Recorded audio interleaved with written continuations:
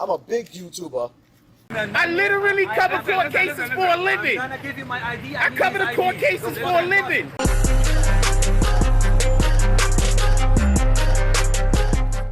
Yeah, what up, y'all? Welcome to Crown TV. I am the Crown Prince, a.k.a. Mr. Anti-Goofy. You know what not to do in my comments. Shout out to the Anti-Goofy gang. We on our way to 20,000. We in the building. If you want to donate to the channel and you really gang, instead of the super chat, hit up the Cash App gang. Alright y'all, we back again, and today we talking about the case against Fu Banga. This is part 2. If you watch part 1, you know that this was not supposed to be a video in favor of Fu Banga, but wherever there is new evidence and new information, I'm always willing to change course. If you've seen any Fu Banga coverage on this channel, you know that I got a foul taste in my mouth for Fu Banga. I have a hard time respecting anybody after they are found to be lying on somebody about snitching. Famously, we know Fu Banga did an interview on the BBN network with Jack Frost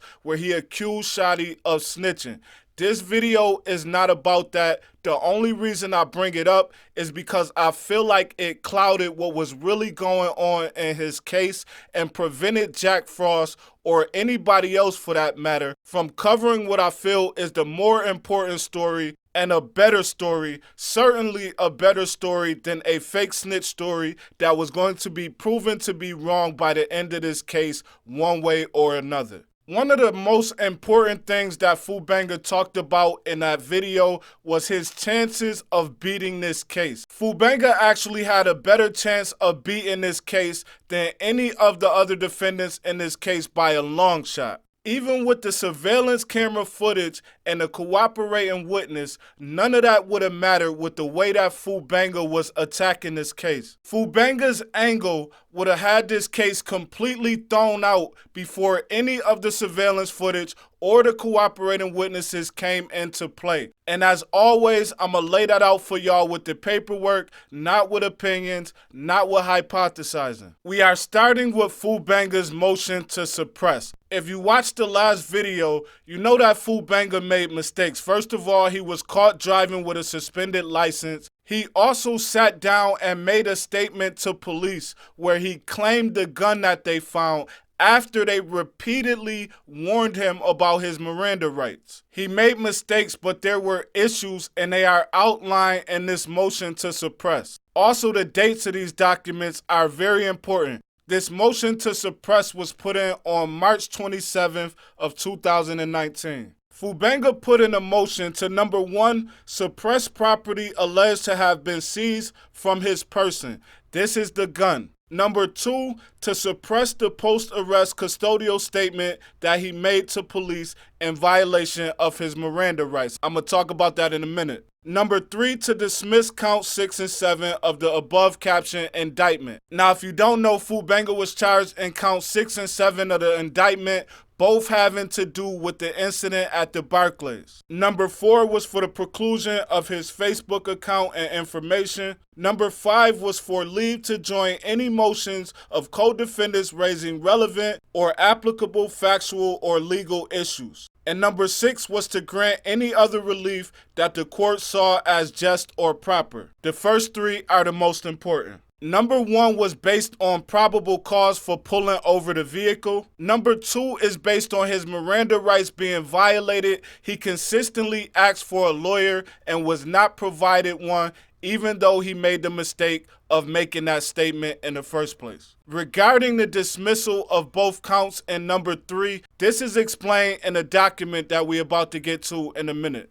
The defense's arguments are that there are no discernible basis to ascertain the probable cause or reasonable suspicion which justified the stop of Mr. Lovick's car. There has not been production of an arrest warrant. The discovery is devoid of any police reports or summons alleging Mr. Lovick was observed committing any traffic infraction. Similarly, there are no reports containing allegations which might support a claim that the traffic stop was a Terry car stop based upon reasonable suspicion that Mr. Lovick was engaging in or about to engage in criminal activity. Here the officers informed Mr. Lovick that the reason for the car stop was that the vehicle was stolen. However, Mr. Lovick contends that this allegation was not true as he knew the car had been lawfully rented by another person. Moreover, the discovery is devoid of any documents indicating that the car was stolen. The only provided document referencing the car stop is the Kings County Criminal Court complaint filed 1 day after the car stop and arrest of Mr. Lovick.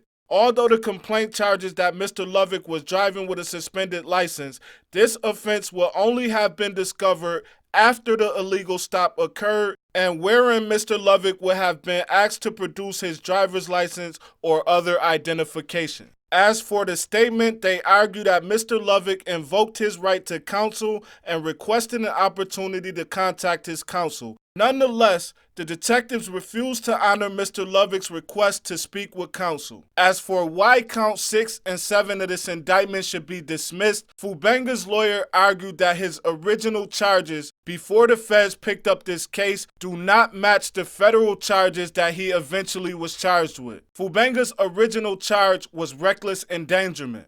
When the feds picked it up, they charged him with a violent crime in the aid of racketeering under what they call a generic definition of assault. They argued that the definition of the original charge and the definition of the federal charge are very different and one cannot be substituted by the other. The reason why I'm not reading it is because I would lose a lot of people, so I'm trying to explain it to you the best way I can without the legal mumbo jumbo. But in effect, these are 3 very solid arguments. And now I'm about to show you how they railroaded Fu Banga after they realized this was not looking good. On April 17th, in the government's response, they bring out this officer who now says that he recognized Fu Banga as he drove by and knew that he didn't have a license from previous experience. None of this was mentioned in the police report, and we know that because we have it. I shouldn't have to explain to you what's going on here. In part 2 of this document, they make an argument against the defense's claim